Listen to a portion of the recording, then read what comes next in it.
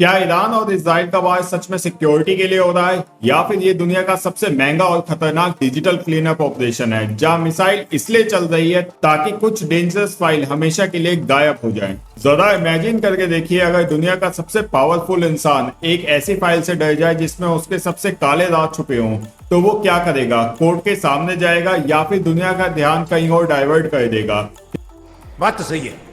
History में कई बार ऐसा हुआ है जब स्कैंडल्स को छुपाने के लिए वार शुरू किए गए हैं।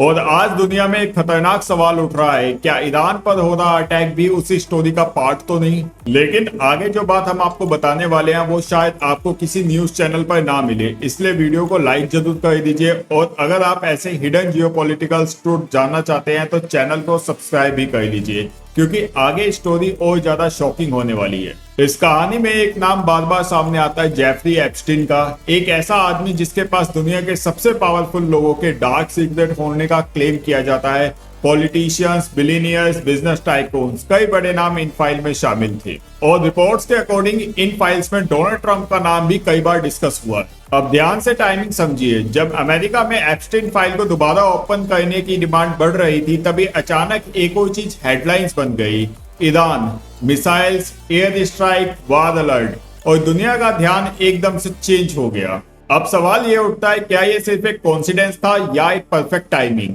हॉलीवुड की एक फेमस मूवी है वेक द डॉग। इस मूवी में एक प्रेसिडेंट अपना स्कैंडल छुपाने के लिए एक फेक वॉर क्रिएट कर देता है ताकि मीडिया का फोकस स्कैंडल से हटकर वार पर चला जाए।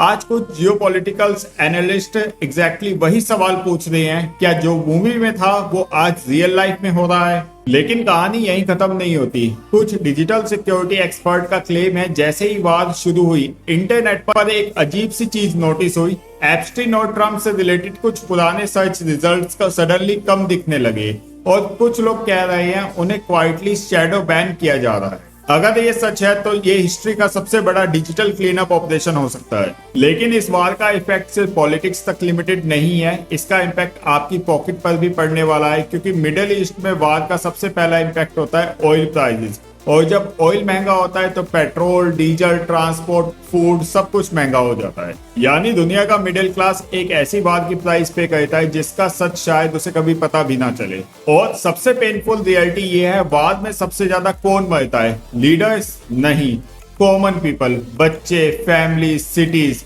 तेहरान के आसमान में उठता हुआ धुआं सिर्फ एक कंट्री की ट्रेजेडी नहीं है, वो ह्यूमैनिटी के लिए भी एक वार्निंग है। तो असली सवाल यह है, क्या ये बात सच में सिक्योरिटी के लिए या फिर किसी एक इंसान के पास्ट को छुपाने के लिए दुनिया को फेयर में रखा जा रहा है? सच क्या है ये शायद हिस्ट्री ही बताएगी। लेकिन एक बात याद रखिए, आज की दुनिया में मिसाइल से भी पावरफुल चीज है इंफॉर्मेशन, और जो इंफॉर्मेशन को कंट्रोल करता है वो नैरेटिव को कंट्रोल करता है। आप क्या सोचते हैं, क्या ये सिर्फ एक वॉर है या फिर एक ग्लोबल लेवल की कॉन्स्पिरेसी? कमेंट सेक्शन में अपना ओपिनियन जरूर लिखिए। मिलते हैं नेक्स्ट वीडियो में। Thank you so much for watching.